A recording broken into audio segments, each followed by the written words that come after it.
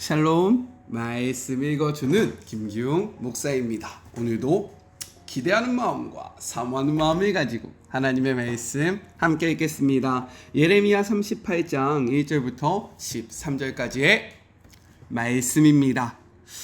예레미야가 온 백성에게 전하는 말을 mat단의 아들 스바랴와 바스훌의 아들 그다랴와 셀레마의 아들 유갈과 말기야의 아들 바스훌이 들었다.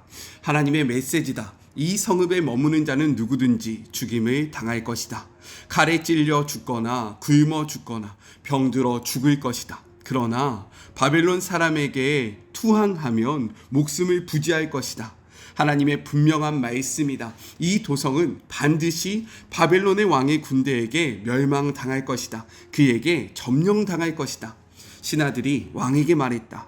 부디 이 자를 죽이십시오. 그가 살아있어서는 안 됩니다. 그가 계속 이런 말들을 퍼뜨려서 아직 도성에 남아있는 군인과 온 백성의 사기를 떨어뜨리고 있습니다. 이 자는 이 백성이 잘 되기를 바라지 않습니다. 그는 우리를 망하게 하는 자입니다. 시드기야 왕이 말했다. 그대들의 생각이 그렇다면 뜻대로 하시오. 내가 무슨 힘이 있다고 그대들에게 반대하겠소.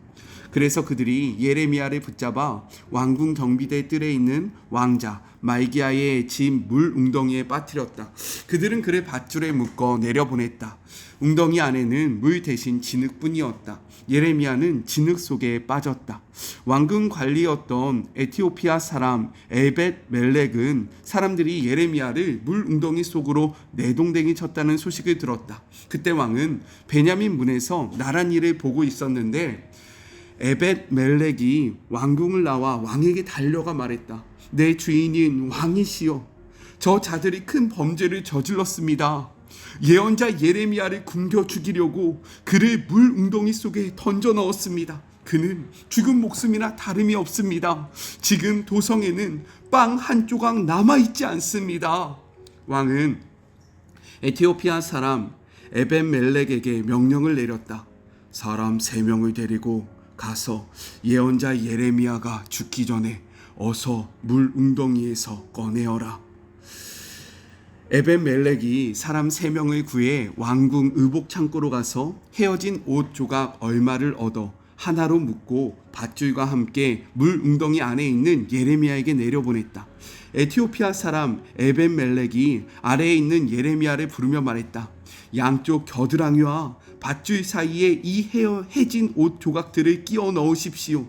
예레미야가 그의 말을 따랐다.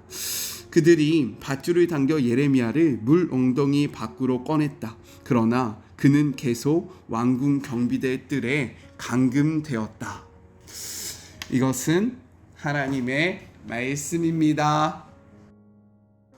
오늘 말씀을 통해 3가지를 함께 생각해 보았으면 좋겠습니다. 먼저 첫 번째, 예레미야를 죽이려는 유대 고관들에 대해서 이야기를 하고 있어요.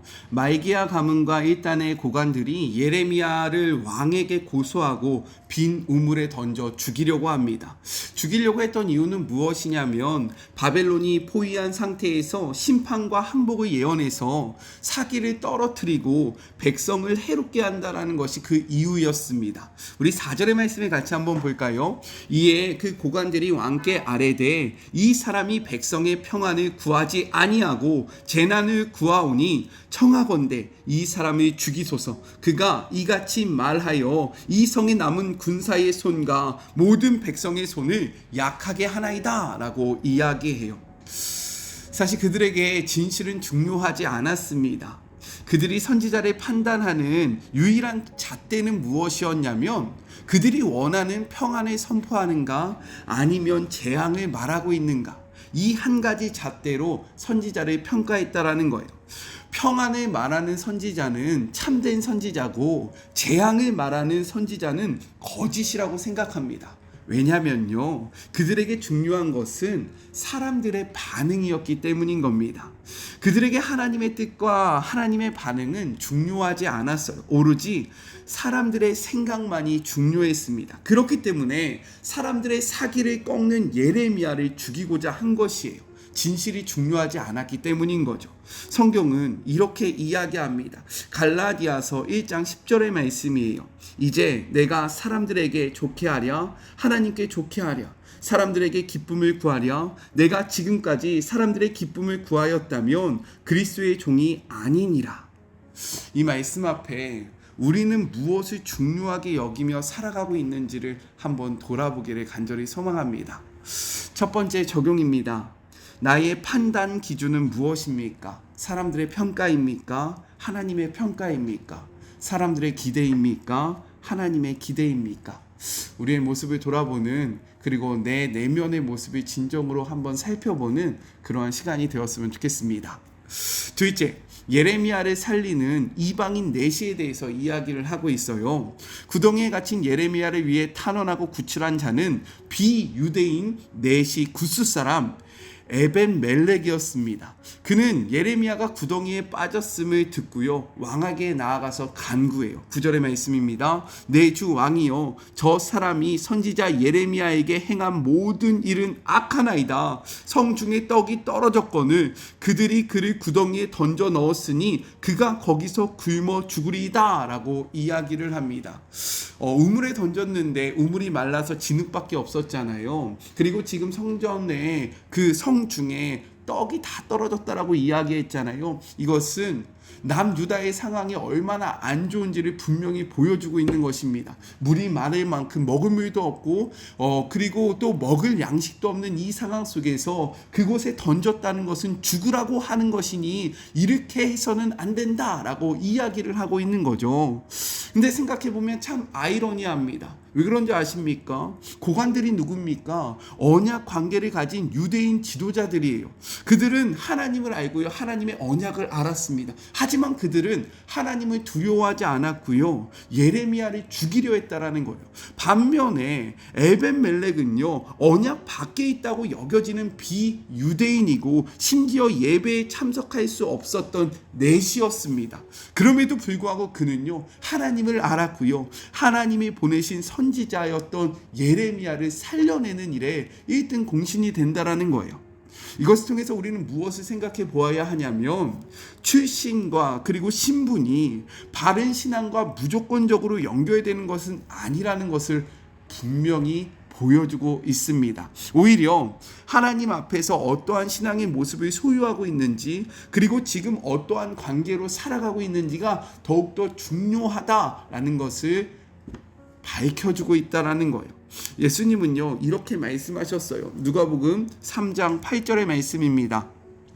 그러므로 회개에 합당한 열매를 맺고 속으로 아브라함이 우리 조상이라 말하지 말라. 내가 너희에게 이르노니 하나님이 능히 이 돌들로도 아브라함의 자손이 되게 하시리라 라고 이야기합니다. 이것은 선민사상에 가득 찼던 유대인들, 즉 자신들은 어떻게 살아가든지 상관없이 하나님이 우리 민족을 선택했기 때문에 우리 민족은 구원받을 것이고 우리 민족은 뛰어나다라고 생각하고 있었던 그 유대인들에게 예수님께서 말씀하셨던 말씀입니다. 너가 아브라함의 자손이라고 스스로 생각하느냐? 하나님은 저 돌이라고 할지라도 이 돌들로도 아브라함의 자손을 만들 수 있다. 그러니 너희들이 아브라함이라는 그 자손의 타이틀로 구원받는다라고 생각하지 마라. 너희들이 유대인들이라고 특별하다고 생각하지 마라. 너희들의 모습을 돌아보고 하나님 앞에서 지금 어떠한 삶으로 살아가고 있는지를 분명히 알아야 한다라는 그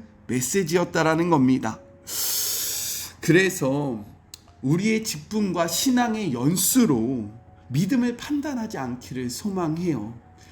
내가 권사야, 내가 장로야, 내가 목사야, 내가 모태신앙이야, 그것은 하나님 앞에 하나도 중요하지 않습니다.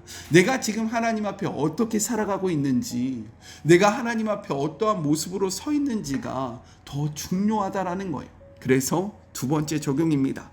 다른 사람을 바라볼 때 직분과 신앙의 연수로 믿음을 판단하고 있지는 않습니까? 신앙의 연수나 직분으로 무시했던 사람은 없었는지 우리의 모습을 돌아보고 내가 무엇으로 신앙을 판단했는지, 그리고 나는 하나님 앞에 지금 바른 관계를 맺고 있는지를 돌아보는 그런 복된 하루가 되기를 간절히 소망합니다. 마지막 셋째, 무능한 시드기야에 대해서 이야기를 하고 있습니다. 시드기야는 왕이었지만 권력자들의 의견을 무시할 수 없다며 예레미야를 죽이자라고 이야기하는 고관들의 말을 들어줍니다. 5절의 말씀이에요. 시드기야 왕이 이르되 보라, 그가 너희 손안에 있느니라. 왕은 조금도 너희를 거스를 수 없는지라 라고 이야기합니다. 와, 이게 무슨 말입니까? 왕인데도 불구하고 나에게는 아무런 힘이 없다라는 겁니다. 그를 살리고 죽일 힘이 너희들에게 있다라고 이야기하니까 너희들의 뜻이 그렇다면 너희들 마음대로 하라 라고 말하고 있다라는 거예요. 또한 그를 살려야 한다는 에벤멜렉의 말도 들어줘요. 10절의 말씀입니다. 왕이 구스 사람 에벤멜렉에게 명하여 이르되 너는 거기서 30명을 데리고 가서 선지자 예레미야가 죽기 전에 그를 구덩이에서 끌어내라 라고 이야기합니다. 이렇게 시드기야는 왕이었지만 상황에 따라 이랬다 저랬다 하는 무능력한 사람이었다라는 거예요. 그래서 그에게는 누가 필요했는지 아십니까? 하나님이 필요했어요. 하지만 그는 하나님이 아닌 자신에게 직접적인 영향력을 준다고 하는 사람들을 의지합니다. 그러니까 자신의 주변에 어떠한 사람이 있는지에 따라서 그의 삶을 왔다 갔다 했다라는 겁니다. 성경은 우리에게 이렇게 이야기해요. 시편 125편 1절의 말씀입니다. 여호와를 의지하는 자는 시온산이 흔들리지 아니하고 영원히 있음 같도다. 다시 한번요. 여호와를 의지하는 자는 시온산이 흔들리지 아니하고 영원히 있음 같도다. 우리가 하나님을 의지할 때 우리는 흔들리지 않고 온전한 기준으로, 온전한 방향으로 굳건하게 나아갈 수 있다라고 이야기하고 있는 거예요. 세 번째 적용입니다. 지금 나는 무엇의 영향을 받고 있습니까? 세상의 기준과 사람들의 시선입니까? 하나님의 기준과 성경의 말씀입니까? 하나님을 의지함으로 상황이 흔들리지 않는 믿음과 신앙을 소유하는 우리 모두가 되기를 간절히 소망합니다. 우리 같이 기도할까요? 사랑과 은혜가 충만하신 하나님 아버지 감사합니다. 오늘도 이 말씀 앞에 참 우리는 어떻게 살아가고 있는지를 돌아보기를 원합니다. 선민이라고 하나님을 알고 있다고 이야기하고 자부하던 고관들은 오히려 하나님의 메시지를 전하는 예레미야를 죽이려고 합니다. 그들 때문에 백성과 군인의 힘이 약해진다라고 생각되어졌기 때문인 겁니다. 반면에 이방인이었고 내시였던 구스 사람 에벤멜렉은 하나님 앞에 서지 못하는 그러한 출신 선분을 갖고 있음에도 불구하고 하나님을 알았고 하나님의 선지자를 살려냅니다. 하나님, 우리는 어떠한 자들입니까? 오랜 신앙생활을 했다고 자부하며 하나님의 뜻과 상관없는 길로 나아가고 있지는 않습니까? 우리의 신앙의 모습이 정말로 신앙의 연수나 직분에 있지 아니함을 고백하오니 하나님 앞에 바른 관계를 맺어감으로 온전한 하나님의 뜻을 이루어가는 주의 모든 자녀들 되게 하여 주시옵소서. 시드기야는 왕으로서 세워졌지만 왕의 역할을 감당하지 못했습니다. 왜요? 그는 하나님이 아니라 사람들을 붙잡았기 때문인 겁니다. 우리도 마찬가지입니다. 우리 하나님이 우리에게 원하시는 삶의 모습이 있지만 우리가 하나님이 아닌 다른 것들을 붙잡을 때 우리는 우왕좌왕하며 줏대 없는 삶을 살아갈 수밖에 없음을 고백하오니 반석 대신 하나님을 붙잡음으로 그 위에 서서 우리도 흔들리지 않고 바른 기준으로 굳건히 나아가는 주의 모든 자녀들 되게 하여 주시옵소서. 주의 종이 오늘